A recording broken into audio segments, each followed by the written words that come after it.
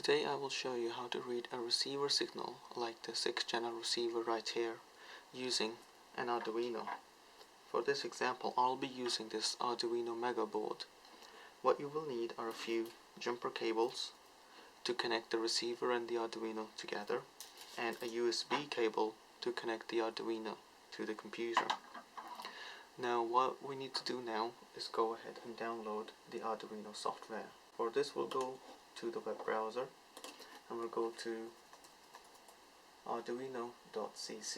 You need to click on this button right here called download, and it will give you links for several platforms. Choose the platform that you want to use. I'm on a Mac, so I'll use that link there, and I'm just going to download the software. Once the software is fully downloaded, you can close the browser and you can connect the Arduino to the computer using the USB cable. Once the Arduino is connected, we need to make sure the Arduino is in a fully working order. So we're going to go ahead and open the Arduino software, and you will be prompted with a window that looks similar to this one here. Now to check the Arduino board, we have an LED which you can see currently lit up.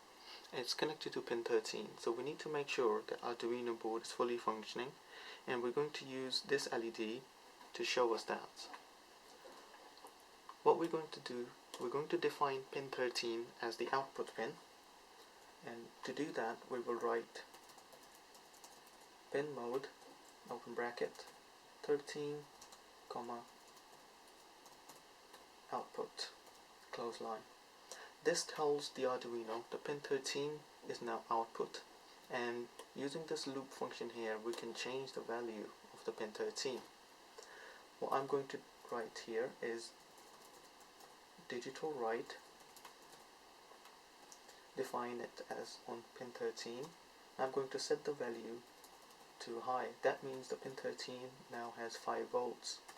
I'm going to wait for a while, let's say 100 microseconds, and we're going to do again digital write 13. This time we're going to set the pin 13 to low, in other words 0 volts, and we're going to wait again for 100. Now to make sure all the code written is correct, you can click this verify button there. It will compile the code after you've saved it, of course.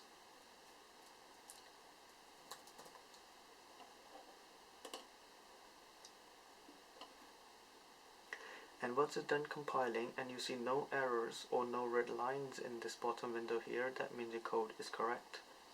So what you can do is go ahead and upload the code to the Arduino. So once you upload, and you can now see the pin 13 is blinking, which means the Arduino board is fully functioning and we can use this for our project. Now we're gonna change our attention towards the receiver. Now every receiver has 3 different pins. We have a positive pin, which is usually this middle line right here. All of these are positive. We have the signal, which is the one on the left, and we have the negative, which is on the right. So I'll use this red cable as the positive cable, I'll use this black one as the negative, and I'll use this yellow jumper cable that I have as a signal cable. Once I have all these connected, I need to now connect this receiver to the Arduino. So on the Arduino you will find we quite conveniently have the power that we need. We have here 5 volts and the ground supply. I'm holding the red cable, so I'll plug that into the 5 volt supply, and I will use this black cable here and plug this into the ground. And once I plug in those, you can see the receiver is now turned on and ready to receive signal. And as far as the yellow cable is concerned, which is a signal cable, you can use any of the digital pins on the Arduino board. For convenience I'll just use pin 2.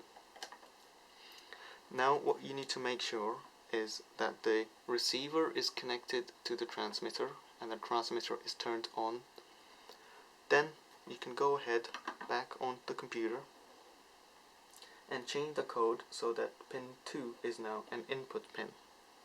So we're going to do the same again, but this time I'm going to change the command, the pin mode command, to pin 2, and I'm going to define the pin 2 as input pin. Another thing that I will need is a variable, so I will declare a double variable as channel, and since we know our board works, we don't need this loop right here. I am going to use a command called channel is equal to pulse in 2, high. Now to understand what that means, we need to understand what is the type of signal the receiver is actually sending. So all of these receivers, they communicate via something called a PWM signal, which stands for pulse width modulation. Now if I was to show you what the signal is, I'll have to draw a graph. I have time axis on this side and the voltage as the y-axis. Now what happens is that if I define this to be my 0 point, after some time we see a rise in voltage. This will be 5 volts right here, and the pulse stays high for some period of time and then it falls back down to 0, and after some time it will repeat the same pulse again, and then it will repeat the same pulse again. This is what is a pulse width modulation. Now we need to count the time between this value T1 and this value T2, and the time between these two pulse rise and pulse fall will tell us the value the receiver is sending. Now the pulse in command that I've used in this program does exactly that. As soon as the pulse becomes high on pin 2, it starts the timer, and as soon as it becomes not high, or in other words low, it stops the timer and sets the value to this variable called channel. Now to get this value out of the program, what we need is a serial communication. To do that, we're going to write in the setup serial dot begin, and we're going to write 9600, which this number stands for the speed of the communication between the computer and the Arduino board. And in the loop we can write serial dot print line, we're going to print out the value channel. Now once you verify the code and there are no errors in the code, you can go ahead and upload the code to the board.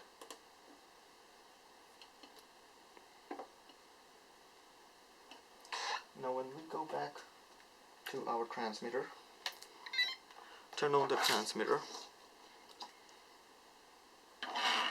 and what we now need to do is go ahead and open the serial monitor, and we can see we're getting some data in our pin 2. Now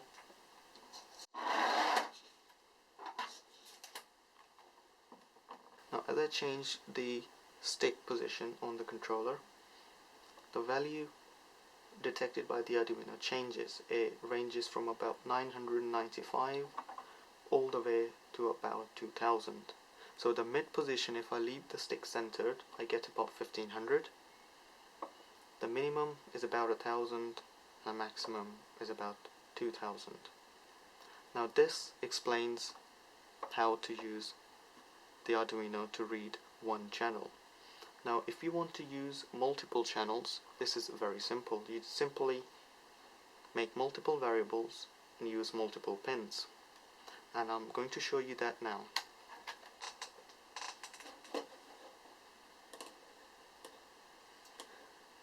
To begin, first we're going to define a few more pins. We're going to use the same command again, but this time I will do it for 4 different signals.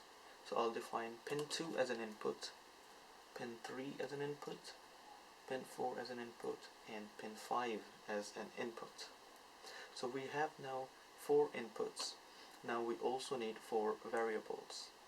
Now there's an easy way of doing this by writing channel open square bracket 4 square bracket close. What we have here is an array. This means we can refer to channel as 4 different variables. Now it starts from 0 and goes 0, 1, 2, 3. We're going to set the first channel as channel 0. We are going to set the second. First of all, we're going to copy this first line and paste it again for 4 different channels. We're going to write here, this is going to be our channel 1. Oops.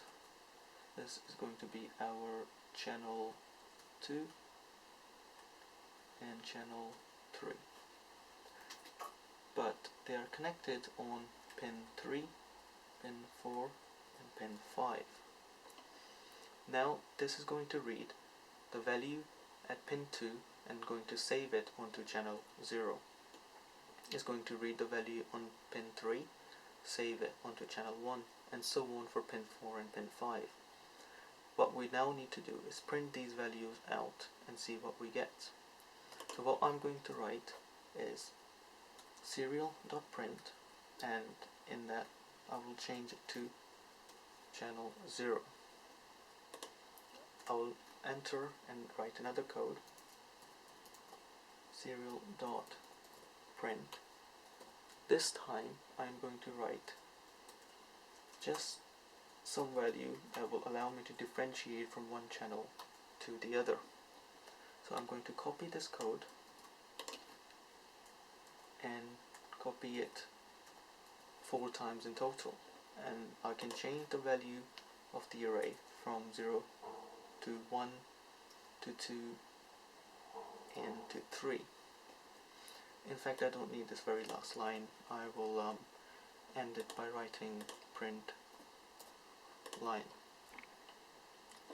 So what we are going to get now are 4 inputs, and it will measure the high time for each of these inputs, and it will print the high time in a serial command, and it's going to loop that until we tell it to stop. So we need to verify our code is correct. Since we've got no errors, that means everything's working like expected. What we can now do, we can go ahead over to the Arduino and the receiver. Let me just refocus that. And we need a few more cables. I'll use this green cable as my channel 2 signal, this blue cable as channel 3, and this white cable as channel 4. Now, as previously, I used pin number 3, 2, 3, 4 and 5. I will connect them accordingly. So this will go into pin 3, and then I have the blue cable which will go into pin 4 and pin 5. So we have power going to the board, and we have the 4 inputs from the receiver. We can now upload the code to the Arduino.